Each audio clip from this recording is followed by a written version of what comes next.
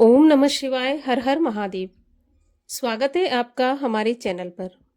आज के इस वीडियो में आप सुनेंगे महाशिवरात्रि व्रत की कथा और साथ साथ आप महाशिवरात्रि की पूजन विधि भी जानेंगे। तो इसी प्रकार की व्रत कथाएं सुनने के लिए और हमसे जुड़े रहने के लिए हमारे चैनल को सब्सक्राइब अवश्य करें। आज का वीडियो अच्छा लगे तो वीडियो को लाइक करें और शेयर करें। तो चलिए कथा शुरू करने से पहले हम महाशिवरात्रि व्रत का पूजन विधान जान लेते हैं। महाशिवरात्रि को हम कालरात्रि भी कहते हैं। मान्यताओं के अनुसार महाशिवरात्रि के दिन ही भगवान शिव का विवाह माता पार्वती के साथ संपन्न हुआ था। किसी और मान्यता के अनुसार कहा जाता है कि भगवान शिव ने इसी दिन हलाहल का पान भी किया था। तो महाशिवरात्रि व्रत चाहे किसी भी वजह से मनाया जाता हो ये त्योहार, लेकिन इतना तो तय है कि हम भक्तों के लिए भगवान शिव की कृपा पाने का सबसे उत्तम दिन महाशिवरात्रि का दिन होता है। तो इसकी पूजा विधान की अगर बात करूं तो पूजा विधान इसमें एक दिन पहले से ही हमें नियमों का पालन करना होता है।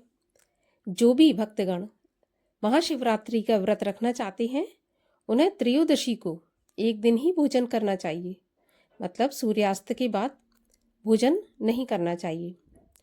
चतुर्दशी को सुबह ब्रह्म मुहूर्त में उठने के बाद स्नान आदि से निवृत्त होने के बाद भगवान शिव का ध्यान करते हुए सारा दिन निराहार व्रत रखना चाहिए। इसमें काले तिल से स्नान करके और रात्रि में विधिवत भगवान का पूजन किया जाता है। रात्रि का पूजन ही महाशिवरात्रि में विशेष माना जाता है। कई भक्तगण ऐसे होते हैं जो सारा दिन उपवास रखते हैं परंतु शाम को व्रत खोलकर और रात्रि भर सोते हैं। लेकिन अगर मेरी माने तो महाशिवरात्रि के व्रत का ये नियम नहीं है। महाशिवरात्रि के व्रत में पूजा विधान शाम का ही माना जाता है, विशेषकर निशीत काल का, और रात्रि जागरण का भी बहुत महत्व है। 4 पहर की पूजा इसमें की जाती है। अगर 4 पहर की पूजा नहीं कर सकते तो कम से कम 2 पहर की पूजा अवश्य इसमें करनी चाहिए, एक प्रथम पहर की और एक आखिरी पहर की। इस प्रकार भगवान शिव की पूजा करनी चाहिए।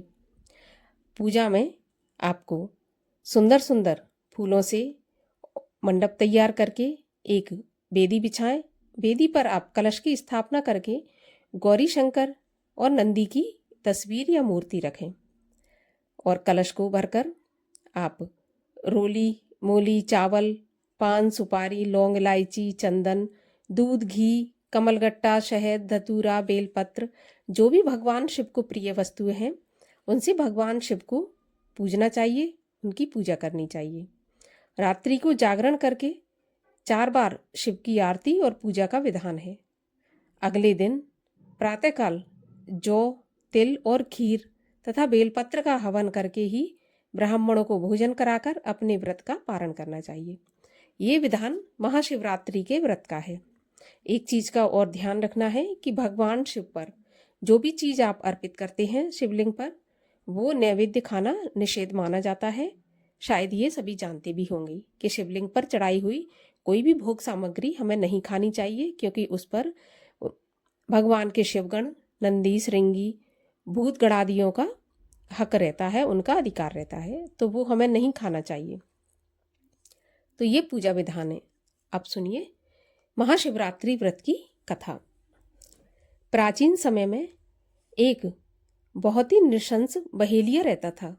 बहेलिया, जो कि शिकारी भी कहते हैं, जो नित्य प्रति अनगिनत अपराधी करता था और निरपराध जीवों को मारकर अपने परिवार का पालन पोषण करता था।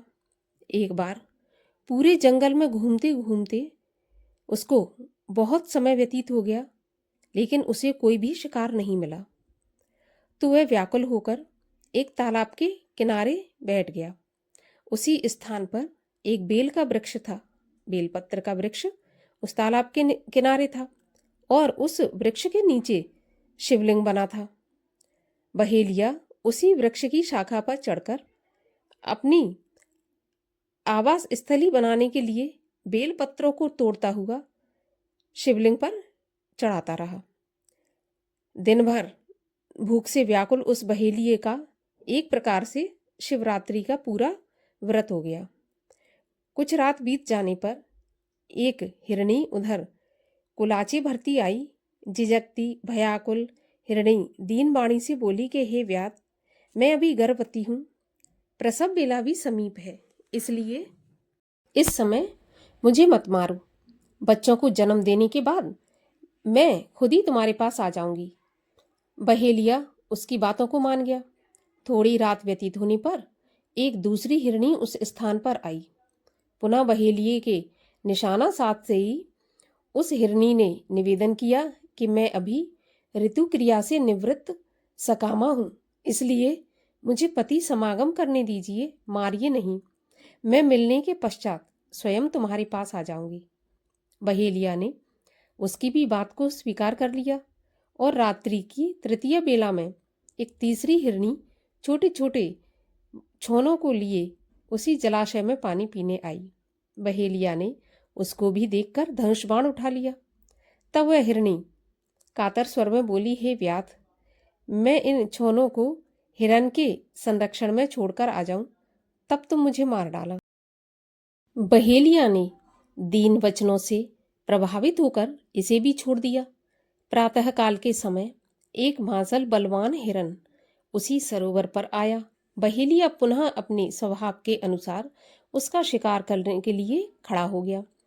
यह क्रिया देखते ही हिरन व्याध से प्रार्थना करने लगा कि हे व्याधराज, यदि तुमने मुझसे पहले आने वाली 3 हिरणियों को मार दिया हो तो मुझे भी मारिए, अन्यथा अगर वे तुम्हारे द्वारा छोड़ दी गई हैं तो मुझे भी छोड़ दीजिए। मुझे उनसे मिलकर आना है, उनसे मिलकर आने के बाद आप मुझे मार डालिए, क्योंकि मैं ही उनका सहचर हूँ।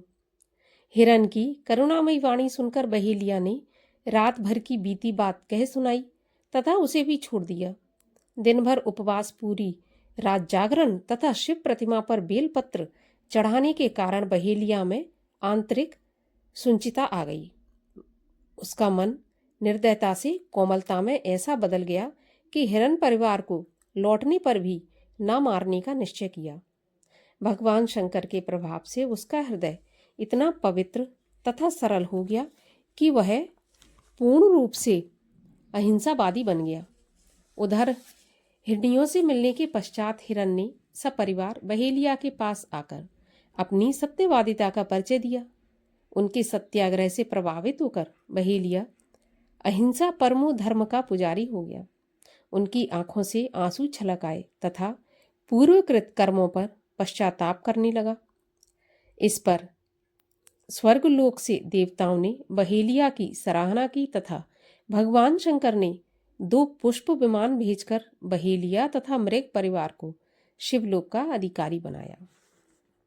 बोलिए शंकर भगवान की जय। हर हर महादेव।